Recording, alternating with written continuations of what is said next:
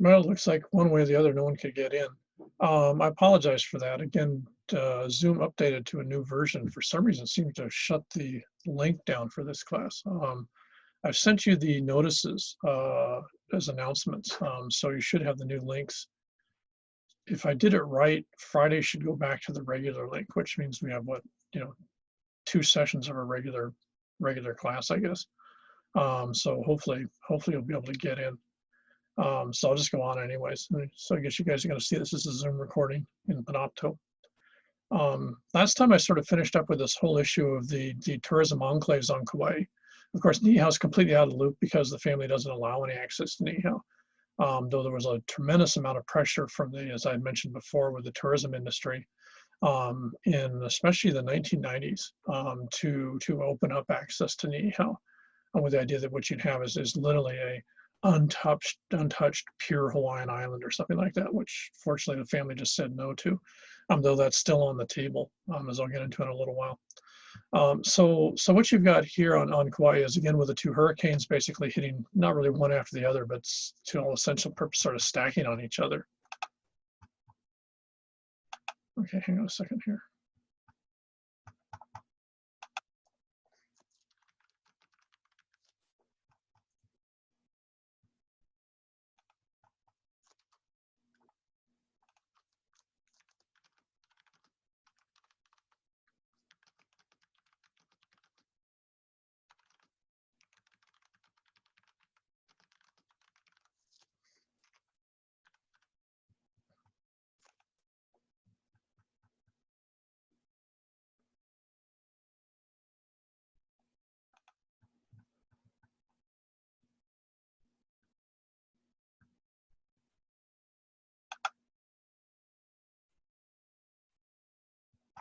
Okay, oops, I guess I didn't pause.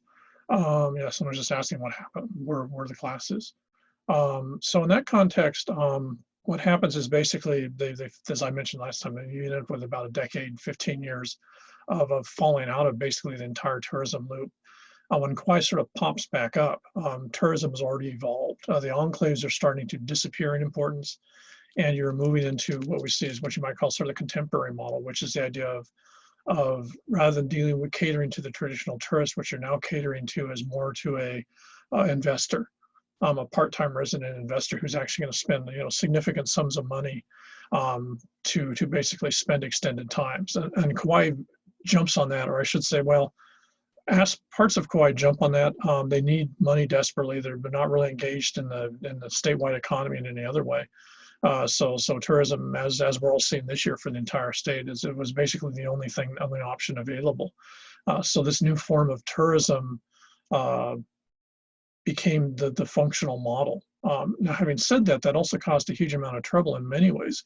Not the least of which is you had the island, basically large numbers of homes had been damaged or destroyed. The local population was having a really hard time getting rebuilt due to the excess, you know, the total mess, as I mentioned before, FEMA. And then a total screw up in terms of you know, funding to rebuild you know, hurricane damaged towns and businesses. So what happens is this stacks on the need for local housing stacks at the same time you're getting this, all of a sudden, this increased pressure for very high-end part-time resident housing. Now, this didn't happen on the other islands. On the other islands, you had the local population. If you think of like Kula and Maui, or say Hawia'i here, you had the local population in place, and then what happens is this new part-time resident high-end housing moves into it. On Kauai, what happens is the two start competing.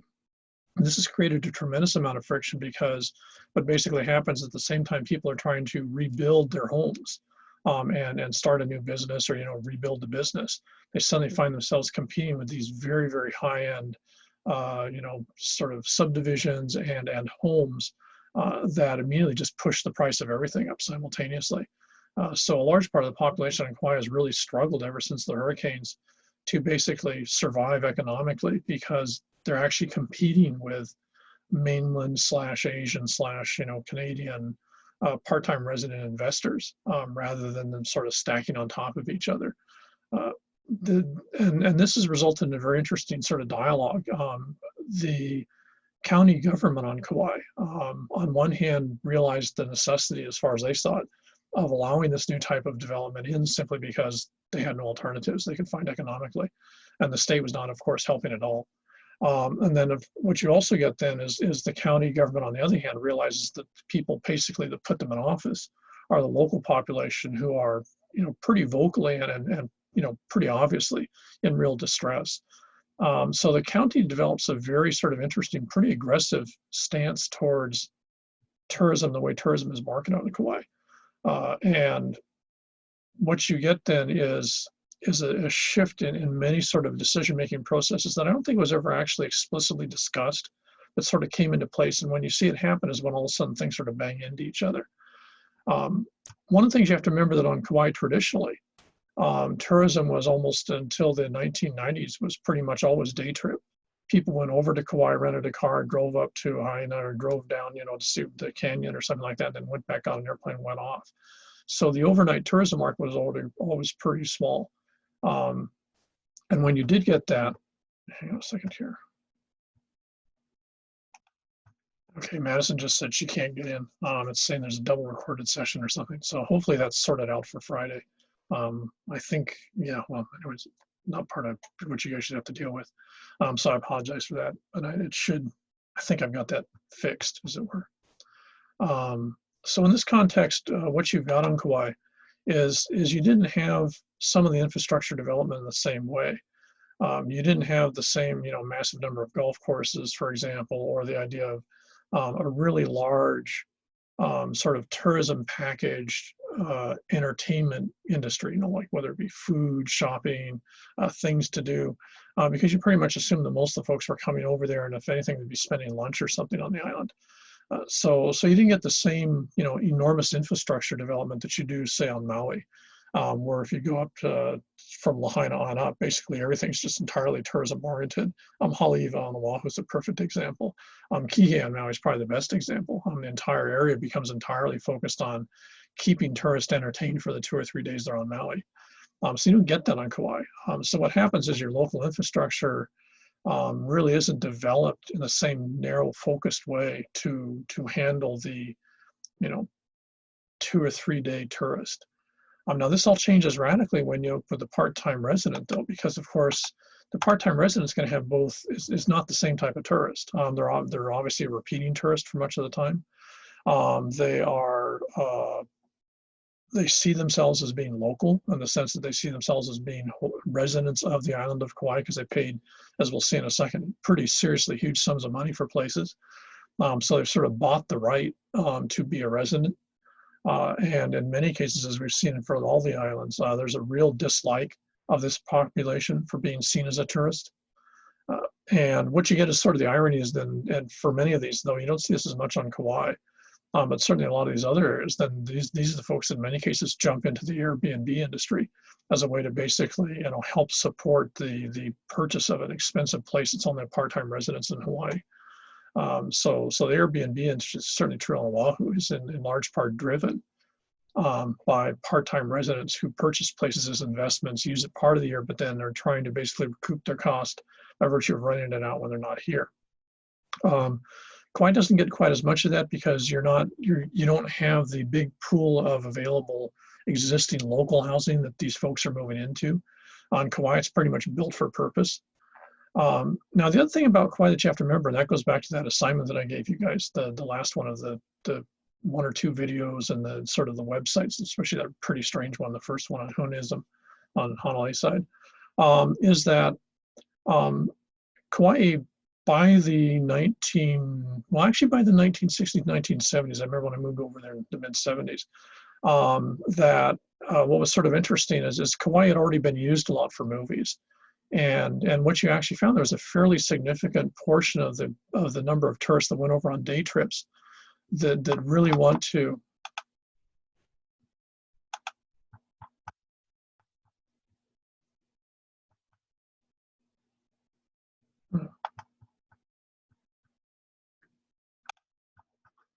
Greetings, sorry about that. I actually sent the announcement to the other class and did a stupid yesterday, so apologize for that.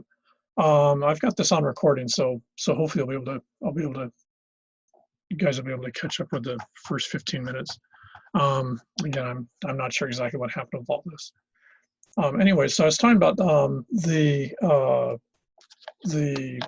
assignment I gave you guys, the last one of the couple of the little short videos and that whole sort of weird Hunism website.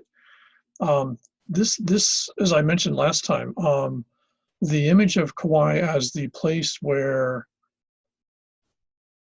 that basically wasn't engaged in the 19th, 20th century. It's used for movies in the 19th. I can remember there's really from here to eternity. I can't remember. The Lumahai Beach in the north was always called that. They've done filming on Kauai for ages, at least since the 1950s, and a lot of very famous movies had scenes on Kauai. Now, I remember seeing, at least in YouTube, that actual scene, and all it is, it's these two folks making out on a beach. I don't know why going to see that beach would be such a big deal, because you can't even tell what beach it is from the footage. But that became, and it actually still is, a big tourist attraction, which is weird because the movie, I think, is from the 40s or early 50s, and why people in the 21st century would be interested in something from them, I have no idea. But what you get is it's not so much that Kauai is used in the movies in terms of wanting to see the place. It's the fact that Kauai is seen as so removed from the modern world that you can do movies that don't show anything of the modern world. So the Jurassic Park movies and stuff were all filmed on Kauai. And it's still used a lot for filming when you want to have backdrops where there's no visible modern stuff. And so this sort of plays into the same thing as the New Age folks. So you have to remember all this stuff is running parallel. The New Age folks are arguing that Kauai is the center of the planet or something like that, or the crystal center. I can't remember exactly what, but one way, shape, or form, they're arguing that Kauai is very special. Their only other counterpart, of course, is Hawia'i. Those are the two places that are special. The rest of the islands don't count, apparently. So Kauai is hugely important in that regard. But among the other things with this counterculture New Age group is what they're really into is the idea that you can go back to nature. And in their view, the only place you can do that is on Kauai, because you can actually find spots where, there's not much going on. It's the whole island was pretty rural in the 1970s and 80s. And so you could sort of pretend that you weren't in the century that you were in on Kauai, but you still had the access to, like hospitals or shopping malls or, stuff like that, or well, not shopping malls, but stores. And so it allowed you the convenience of the late 20th century with the ability to sort of Disneyland, if you would, and leave the 20th century to engage in it, in a fantasy of the past. Now, the key thing to remember with all this is it has absolutely nothing to do with Hawaiian values or attitudes. This is very, very much a mainland American stereotype of the idea of the tropical paradise utopia. And so it's entirely based on Euro-American concepts of everything. It has no relationship to anything. These folks are not interested in Hawaiian at all. They're not interested in the people who live on the island in the 20th century. They're not interested in the Hawaiian culture that made the island the way it looked in the last 600-800 years. They're just not, it's not relevant to them. They're entirely focused on me, in other words, themselves. And they're entirely focused on this idea of rediscovering themselves in nature. And so you get the classic images, and Taylor Camp is a perfect one. There was a really nice picture sort of exhibit of Taylor Camp, I think a couple of years ago. And they might have actually done a video or something of that. And when you notice it, and I was there during Taylor Camp. We had to do a couple of projects up there. It was pretty trippy. And what you get is, everyone ran around nude, and it was all like free love. It was very, very, like a stereotype of the hippie movement, which you'll see if you ever watch that Source Family thing. And in that context, this drew more people like that. So you had this constant influx of people coming from the mainland, in your guys' age group, from 15 to maybe 30, who were really trying to find themselves, but didn't want to find themselves in the world they actually lived in. They wanted to find themselves in a world of this paradisical tropical utopia that they, ironically had seen, I guess, in movies, or who knows where they picked it up. But Kauai was where you were going to find it. And so what happens with this population is when they get a little disillusioned with that, though in many cases when you actually talk to them, when you were actually talking to these folks, what was really sort of interesting, you could actually ask them, what happened? You know, why weren't they doing this anymore? Because these camps and the counterculture communes and stuff fall apart really quickly. And the irony is they couldn't stand the other people they were with. So all these people shared a common set of goals, but they really didn't want to be near each other. So these things fall apart, but they don't leave. Because I think to a certain extent, in their view, there was no place that was going to be better than Kauai for them to move to and discover who they were in a, quote, tropical paradise, unquote. The other islands weren't an option. They were too developed. And so what happens is a large proportion of this counterculture movement stays on Kauai. And this is very different than almost any place else. The only other place I can think this happens to be Sedonia in Arizona in the 1970s and 80s, which is sort of the mainland version of Kauai in many ways. But even, for example, places like San Francisco that were a big part of the counterculture movement, most of those folks leave. They go other places. Not on Kauai, they stay. So the communes break up. They quit running around nude as much, though you still see a lot of nudity around Hawia'i side. And so what happens out of that is they stay. And so what that means is they keep the stereotype of place. They keep the idea of Kauai as being this pristine, verdant, tropical place where you can find yourself. And that persists right down to today. And you can see that if you look at that, when you do that assignment, if you look at that first website, I literally just pulled that up yesterday morning. So that's literally from today. And if you notice, she's doing workshops in 2021. I didn't even bother going to the website to see what the price is, but I can guarantee those puppies are expensive. People make a lot of money out of this. And so what happened is the folks that came over stayed on Kauai and developed a really strong ethos of sort of, back to nature, naturism, independent, do your own thing. And to a certain extent, that actually in a weird way sort of fitted in pretty well with what the locals on Kauai already had, because of course the state didn't care about them. The territory had never cared about it. Even the monarchy really didn't care about them. So the island had always been pretty self-sufficient and independent just because they were not given any options. So this new group on one hand had very different values and attitudes, but in some ways they weren't really all that super different. And so what happened is this sort of new age hippie, whatever you want to call them, new age movement became a real potent political social force on Kauai, and they still are. Almost all the health food stores you see, including all the health food stores on Oahu, are actually out of folks who are originally part of this counterculture movement. If you actually go back to the founders, in some cases, the folks that still own them today, Down to Earth, the ones over on Kaneohe side, the Kaneohe side folks are actually all out of that Source family documentary. So, a lot of the sort of health food movement, the Haleiwa sort of, back to the land type stuff and healthy foods and juices and all that type of stuff. A huge part of that comes out of this counterculture movement. To a certain extent, what you also find is on Oahu, in a very complicated way, this spins into the change in the idea of surfing. So even surfing to a certain extent is tied to the New Age movement, with the idea that the relationship that people have with the land, or in this case, the water and the waves, is a spiritual thing in a very different way than Hawaiians saw and see surfing in a cultural context. And a lot of this is again, in its most concentrated on Kauai. It's not unique to Kauai, but it becomes most concentrated there. And this group, once they decide they're staying, then in a weird way start moving into, then they start building places. A lot of these illegal ones in Anahola, for example, on Hawaiian Homes land. And they just sort of morph into the general population, but still sort of keeping themselves in clusters. And they become part of this whole discussion post-hurricane in terms of what the island should be.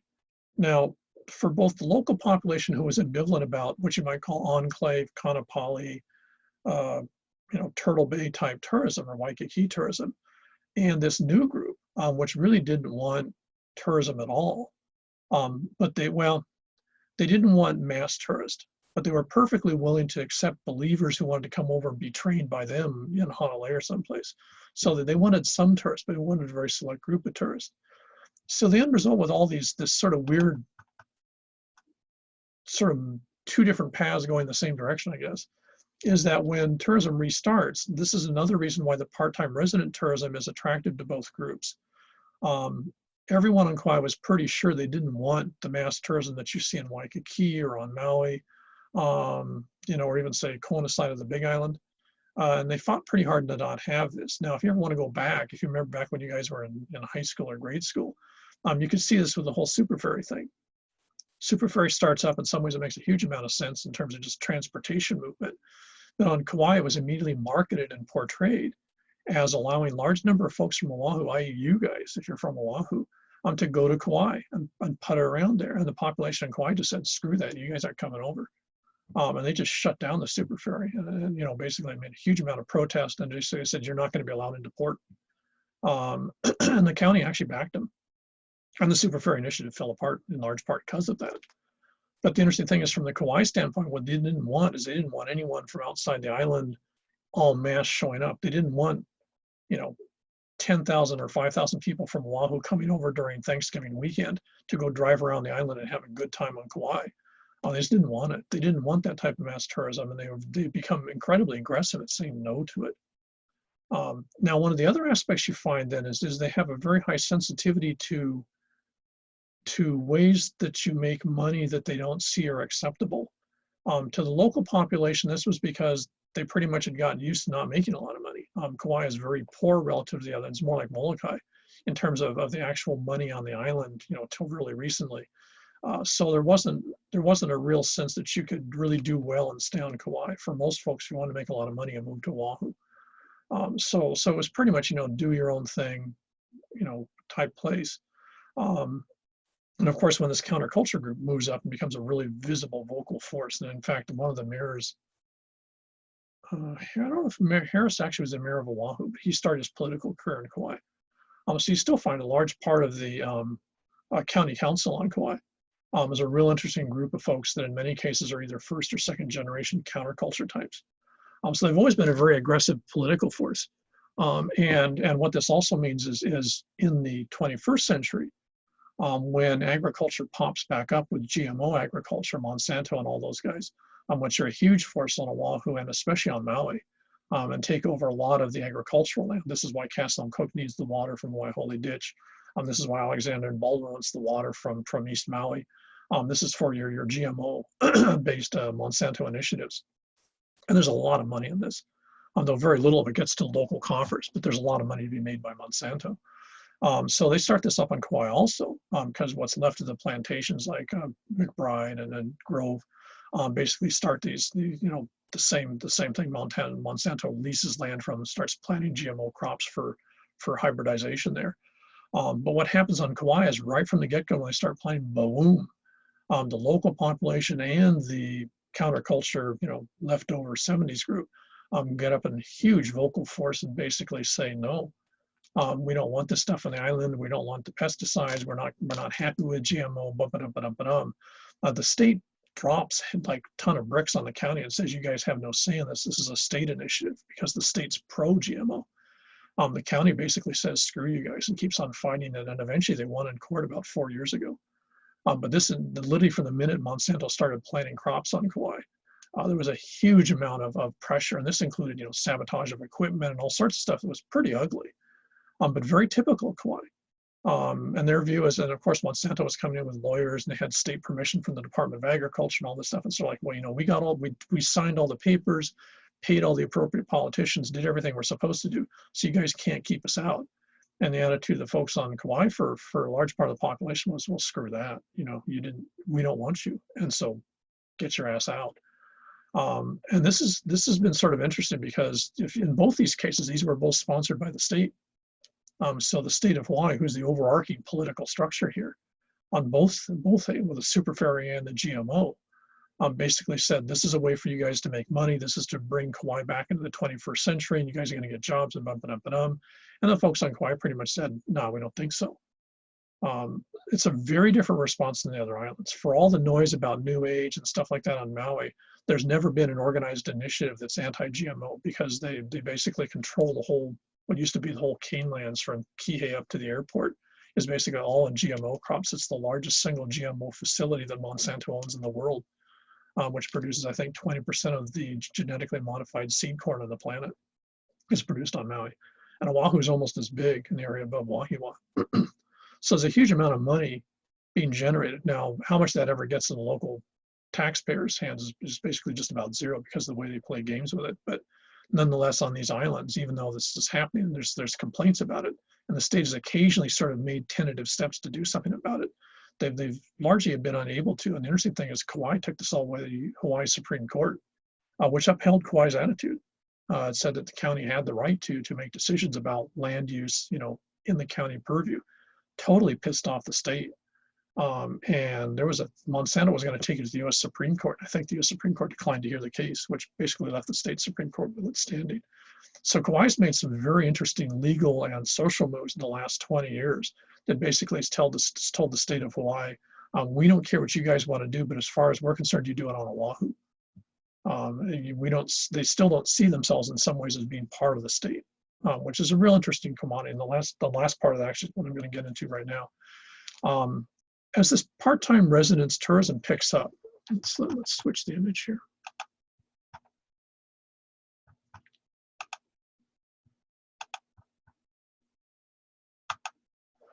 Here's sort of poster child. There's a lot of other developments on Kauai.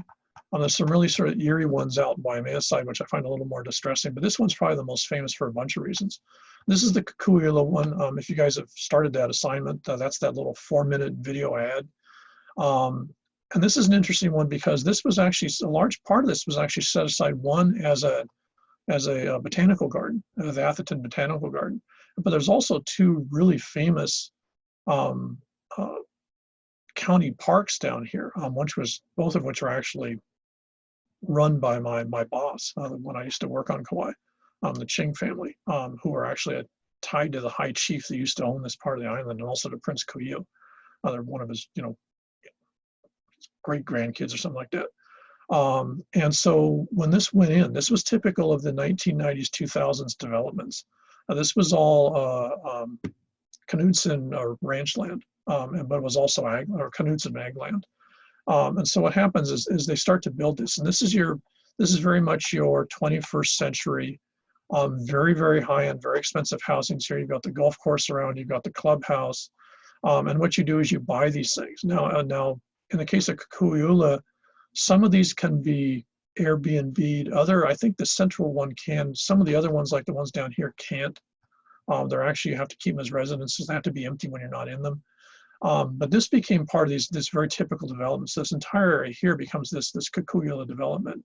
And if you notice, one thing that's rather striking is the relatively small number of residences vis-a-vis the large chunk of property that's being used up. Here you go to sort of a more classic hotel. Here's your 1990s, 1980s timeshare. In fact, this hotel here got wiped out in the two hurricanes. It wasn't rebuilt until I think 2002. So these are all your sort of early 21st century, late 20th century classic, earlier period tourist packages. And you've got some of your other tourist package down here that's again more recent. So this was actually a very small area. This is Poipu, which is if you're a body surfer, this is Brenikes, which is a great place to surf if you want to get hurt, trust me. So then there was Kaloa Town up here. This became one of the magnets for this part-time residence. Fairly isolated, very attractive, very nice place to be when it was in its original form. And so this becomes one of the manifestations of this ideal of Kauai tourism. And, for example, the Keohuna Plantation Drive. In some ways, that's such a resonant thing for folks that want to live part-time on Kauai. They're going to live on an old plantation road in a really cute new house that's sort of like the old house. So let's segue from this to here, because I want to show you what this actually looks like. I just grabbed this morning. Crap. Okay, wait a second.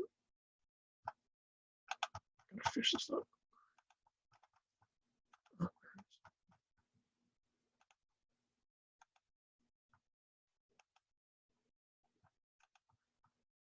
As of this morning, this is Kukui'ula. This is the current homes that are available to buy. This is very typical of the houses that are there. This is what you saw if you watched that video. This is one of these cottages. Notice the price, 3.2 mil. Notice the other prices, 4, 4, 5, 3, 6, 1, 6, 5, 7. So what you're paying is 3.2 million for a house that's basically like a larger version of the plantation home I used to live in, Wailoa house lots. Except this one's brand new. It's all in this very manicured, beautiful area with a golf course and a big clubhouse and the whole 9 yards if you watch that video. So this is the difference, because this isn't what you would have on the other islands. On Kauai, what you do is you build a modern, I'd say, dollhouse. Not a dollhouse. I can't remember what they call it. My dad made one for my sister. A little house where the girls could play in outside. I'm not sure what you call it. It's sort of like a tree house, but I don't know, whatever. And it's a playhouse. And if you notice, that's what this is. This is not intended to be a family's residence, especially if you can do out 3.2 mil. This is intended to be a place where you come and for a little while you can pretend and escape and go back, not to nature in the sense of living in the trees up at Wyatt Taylor's camp up on Honolulu side, but you can go back to a simpler time, a time when people lived in little houses, they knew their neighbors and their friends, and everything was really pretty. This is a fantasy world. This is Disneyland for folks with a lot of money. And you can see that in terms of the yard. These folks are not mowing their own yard. They aren't keeping these grounds up. They're paying, I can't even imagine what their monthly maintenance fee must be. So you've got a group of local folks who are basically keeping this place looking perfect. So when I fly in from Denver or someplace, the money I paid for this place means I literally land here. Among the concierge services, they will fill my fridge and my bar with anything that I want. So by the time I land and get to my place, it's ready for me to move in, move back into. And then I stay here, and when I leave, I make sure the cleaning services clean the place up when I leave. They take all the stuff out of the fridge, and it's stored till I need it again.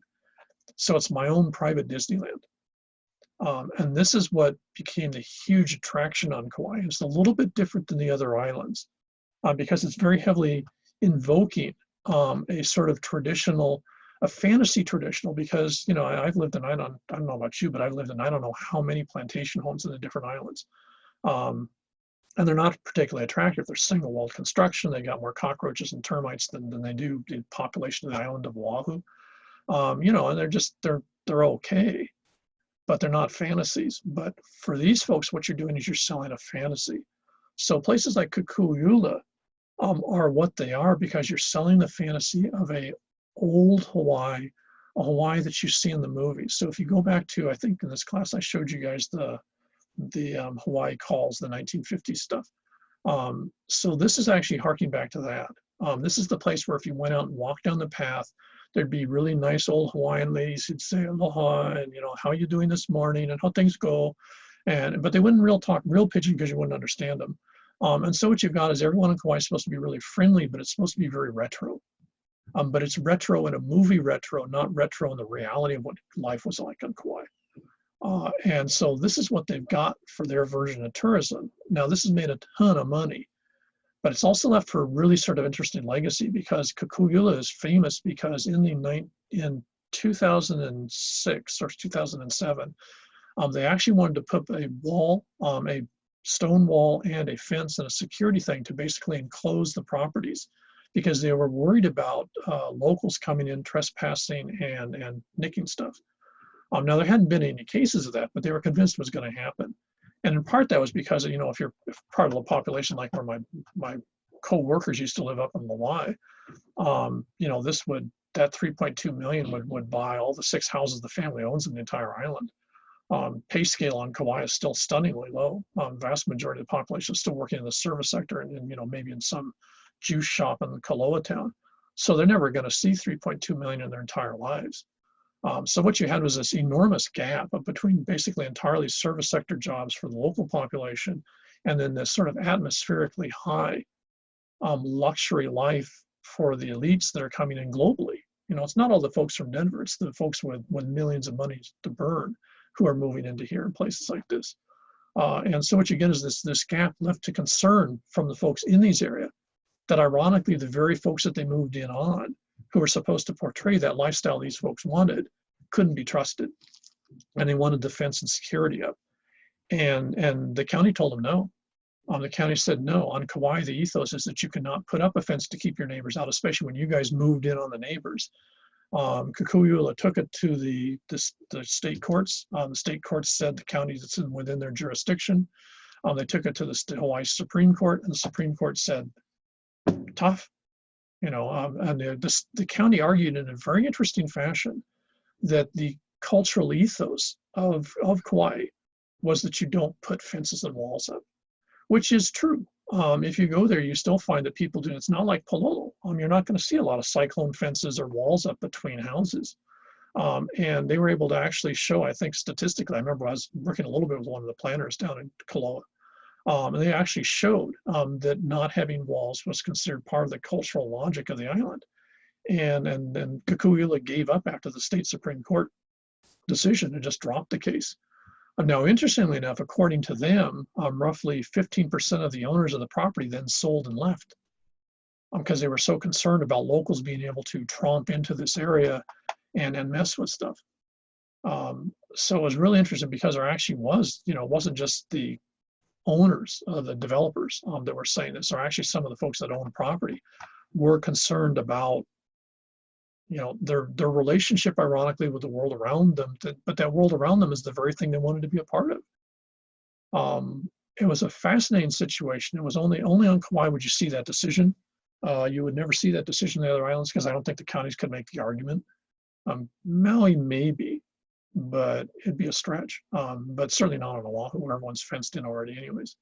But it's really interesting because the county actually argued that the county of Kauai and the local population on Kauai have a cultural ethos value system, which does not include segregating yourself from your neighbors. And they actually took that all the way through the state, legal system and won. So Kikui'ula is really interesting, not only because of what it is, and there's a serious amount of tension because they've just started a new unit. There was a bunch of lawsuits. I was involved in one of them of stopping their next development stage, which as far as I know actually worked. I don't think they've started the third development unit yet. And in part, one of the arguments was this idea of cultural ethos that, $6 million homes are not appropriate on an island, one that has such a low economic base, and two, so disproportionately related to what the value is that people have of their own property. In fact, let's see what home sites go for. Yeah, I mean, here's one of your shoreline home sites. Here's just the land is $12 million, $5 million. $1.7 million, and that's just for the property. That's for nothing on it. So I mean, if you're from Kauai, this is a nightmare. The entire extended family of both my friends could never have come up with a down payment for $1.4 million for 29,000 square feet. I mean, good Lord. So this is completely pricing the local population out of their own island, and it's more glaring on Kauai because there's this total disconnect between the two parts. You don't have your large, sort of middle class, making good money population that you do on Oahu. So Kauai is a real interesting situation because by missing that chunk of tourism, they sort of fell right into this. And they made some really interesting decisions that would not have happened if the folks, for example, just down in Kaloa, Poipu, said, we don't want this. But what they managed to do is they got the entire county to basically say this is a bad idea. And what you find is these two weird sort of elements, the traditional sort of local ex-plantation, population on one hand, and the sort of, post-new age, used to be hippies when they were 20 population, now in their 60s and 70s, all politically organized and have come to quite a bit of agreement on what's appropriate to survive in the 21st century with tourism. And they're very, very clear that tourism on Kauai is going to be selective tourism. It's not going to be bulk tourism. They're trying to shut down new developments. I believe they shut down 2 in the Anahola, Kilauea side. And they're actually the county's being very aggressive at stopping this. And God, I don't know why I'm having this total brain fade with the Facebook guy, Zuckerberg. Zuckerberg just said on Kilauea, once he bought that, he's now going to be in litigation for years about putting up walls about the property. And I bet he's probably going to lose. So, and the county's attitude, they've said it very clearly, they're just going to keep on suing him for everything till he leaves and moves to Maui. And that's their attitude is the county's, unlike the other areas, the county's become pretty much an independent entity, which has pretty much come up with a collective consensus on what tourism should be. And they're not really interested if they're losing a lot of money. It's a real interesting counterpoint to the other islands, and especially Oahu, where tourism is just, as you guys notice in many of your papers, has just run rampant.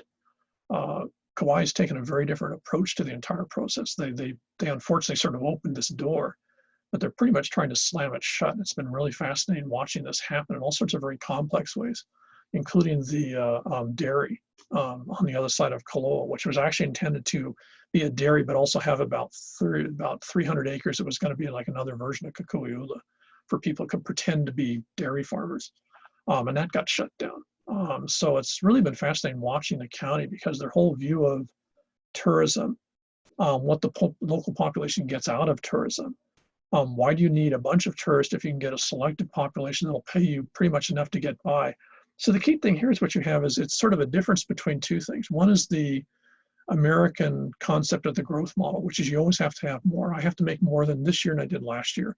I have to have more stuff this year than last year, which is the American premise. And it's what drives Americans. It might be one of the reasons you're in school.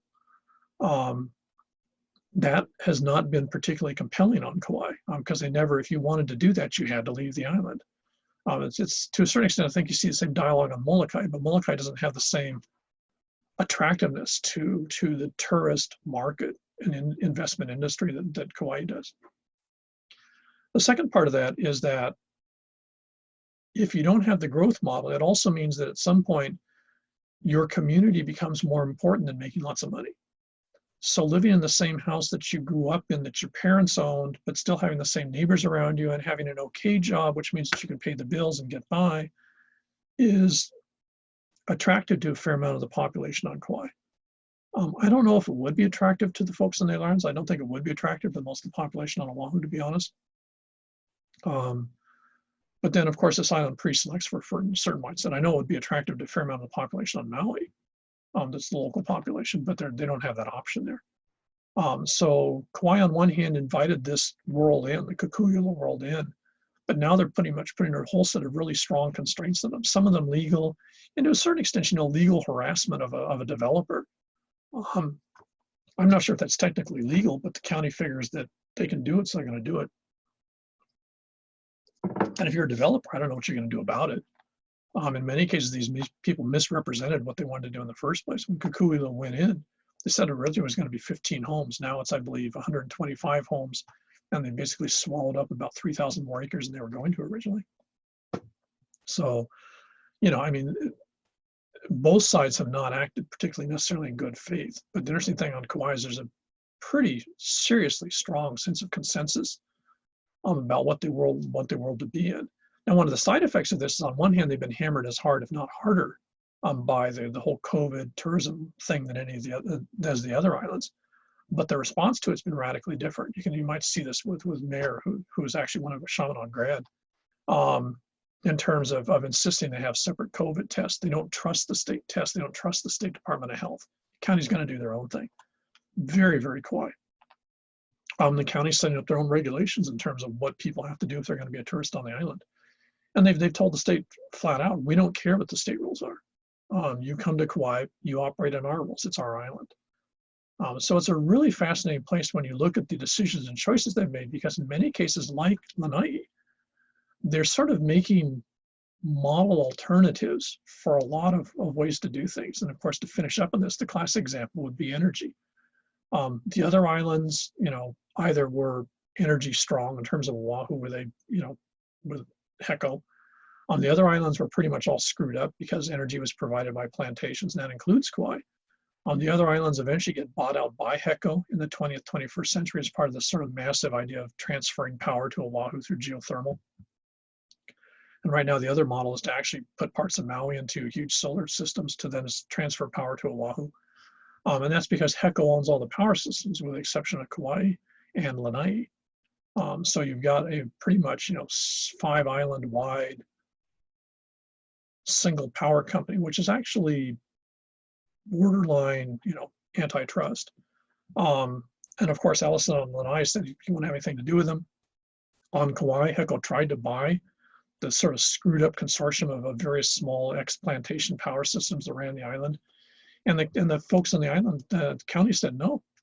The county stepped in, the island collectively agreed on a power cooperative, and that's what you have on Kauai. It doesn't always work perfectly, but what they have is a Kauai power cooperative company. So the power company is owned by the people who live on the county. And they own it. So they figure out how much money to put into it, what they're going to get out of it. It's an interesting model. Heko is actually deathly afraid that the other islands would do this. Maui has actually sniffed into the concept. And I think they were going to have it, not in this election, but they're trying to, I know the county planners, because I talk to them occasionally, are actually coming up with a proposal for the next political system, which would be, what, 2 years from now, of actually proposing that they throw Heko out and replace it with a Maui power cooperative, given the amount of trouble they've had with Heko on Maui. And they're going to use Kauai as a model. In fact, they were bringing them over as consultants. So it's really been interesting. Kauai has very much played its own game in a lot of this stuff. And it, in many cases, provides really interesting working alternatives versus hypothetical stuff that could be used for all sorts of different things, not least of which is water. With the getting Grove Farm to cough up water to move back into the streams back in the 1990s, way before anyone else was talking these lawsuits. But again, because it's Kauai, they don't advertise it.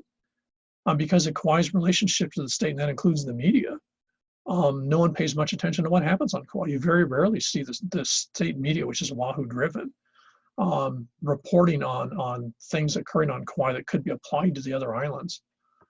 So the island is a real interesting place to watch, because in many cases, if you're trying to figure out how can you do this or how is this being handled, it's very possible they've had part of that discussion on Kauai, and it's almost guaranteed they've gone in a different direction, which is still based in a very local and Hawaiian way, and in many cases on consensus, rather than having a group of specialists come in, or else the person with a vested interest like Monsanto come in and telling you what it's going to be, and saying basically, trust us, this is safe.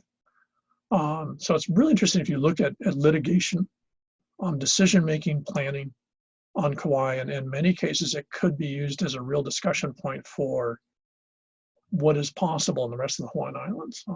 And in some ways, I think that and Lanai, that's probably their two great strengths, is both of them are working alternatives to what we see as the only way to do stuff, which if you look in the case of Kauai is manifestly not true. There's not only one way to have tourism on Oahu. There's not only one way to have tourism in Hawaii.